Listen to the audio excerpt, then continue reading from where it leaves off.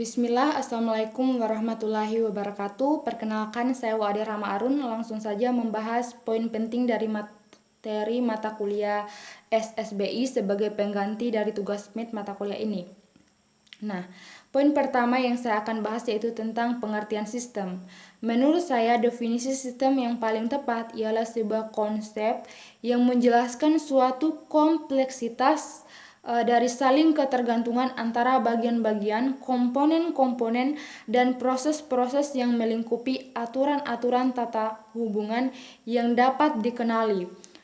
Contoh dari sebuah sistem, misalnya yang paling dekat dengan manusia itu sendiri, yaitu sistem tubuh manusia, di mana sistem tersebut terdiri dari bagian-bagian yang saling berhubungan. Kemudian masuk ke poin kedua, masyarakat sebagai suatu sistem. Masyarakat juga bisa disebut sebagai suatu sistem, yaitu sebagai suatu sistem kehidupan sosial yang harus dipandang sebagai sebuah sistem. Artinya, kehidupan bersama dalam masyarakat harus dilihat sebagai suatu keseluruhan dari unsur-unsur atau bagian-bagian yang berhubungan satu sama lain, saling tergantung dan berada di dalam satu kesatuan. Kemudian poin ketiga, komponen sistem sosial. Komponen sistem sosial adalah peran-peran sosial di mana peran sosial tersebut merupakan tingkah laku yang diharapkan atau tingkah laku normatif yang melekat pada status sosial seseorang.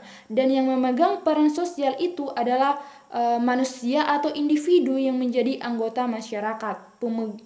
Kemudian pemegang peran sosial itu dapat berganti dari waktu ke waktu, sedangkan keberadaan peran sosialnya tetap.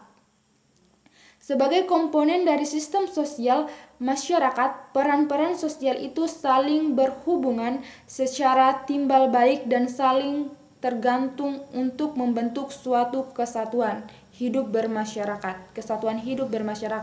Kemudian lanjut ke poin keempat, pendekatan teoritis.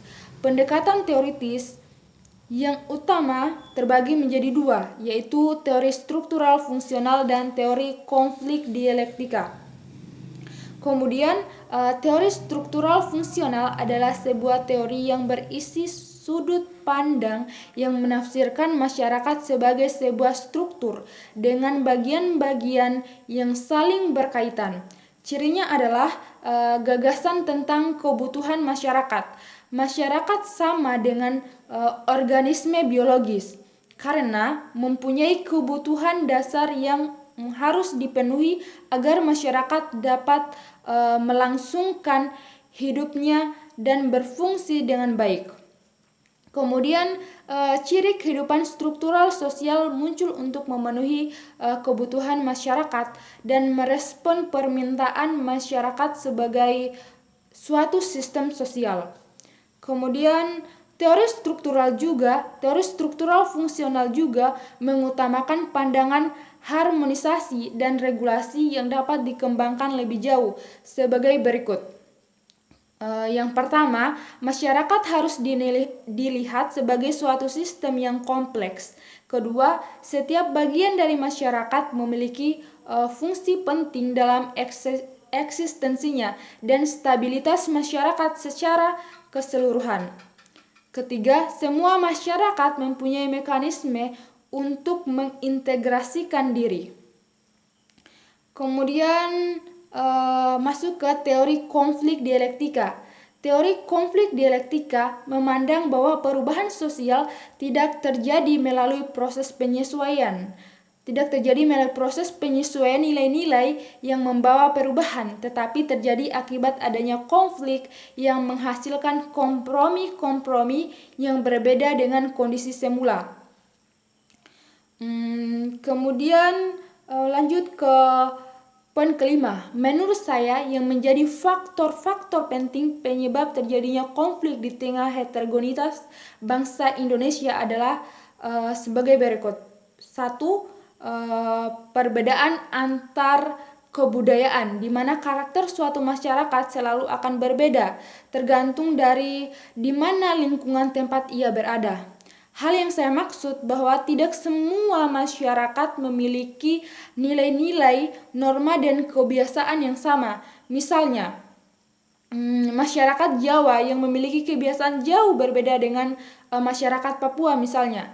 Nah, perbedaan-perbedaan kebiasaan inilah nilai dan norma sosial yang kemudian dapat menjadi pemicu konflik jika seluruh pihak tidak mencoba mengerti nilai dan norma satu sama lain.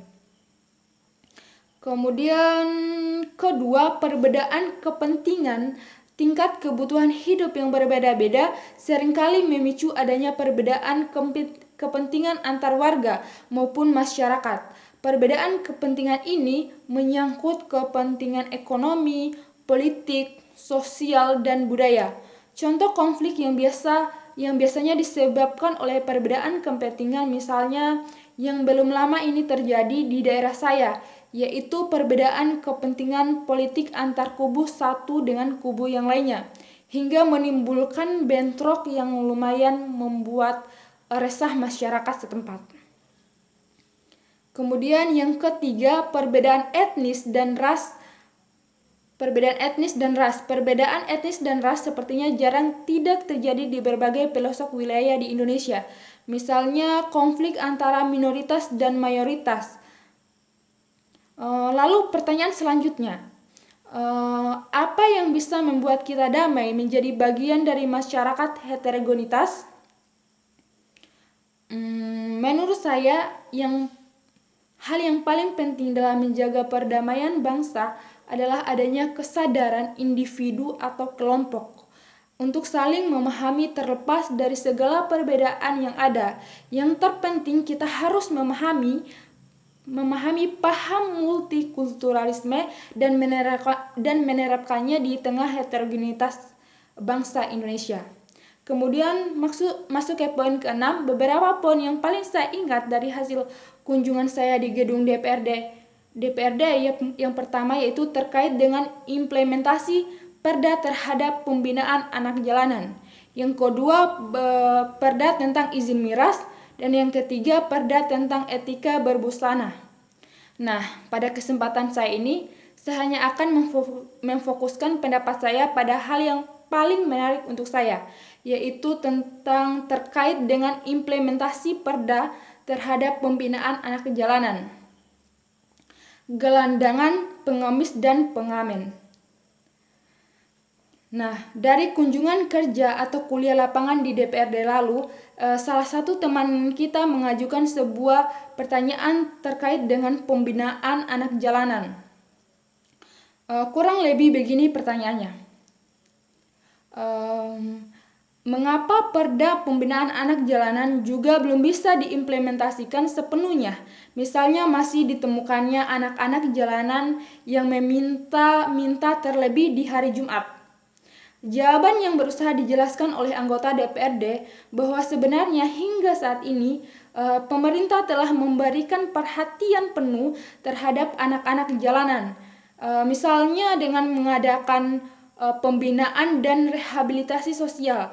Namun ketika anak-anak tersebut dilepaskan, mereka pun kembali ke jalanan, melakukan hal yang sama seperti yang dilakukan sebelumnya. Nah, dari jawaban ini, hendaknya kita mulai berpikir bahwa sebenarnya kesalahan tidak selalu terletak pada sistem yang diterapkan oleh pemerintah. Kita perlu meninjau bagaimana pola pikir dan lingkungan sosial di mana anak jalanan itu hidup selama masa hidupnya.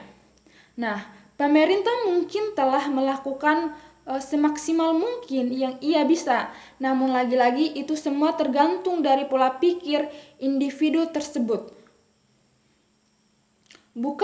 Mungkin saja seseorang anak selama penanganan pembinaan rehabilitasi telah sadar bahwa selama ini ia telah melakukan sesuatu yang merugikan dirinya dan orang lain, namun setelah ia keluar dari masa rehabilitasi tersebut, siapa yang akan menjamin pola pikirnya tidak berubah? Tentu lingkungannya lah yang berpengaruh penting dalam hal ini. Nah, itu saja pembawaan materi dari saya. Lebih dan kurangnya mohon dimaafkan. Assalamualaikum warahmatullahi wabarakatuh.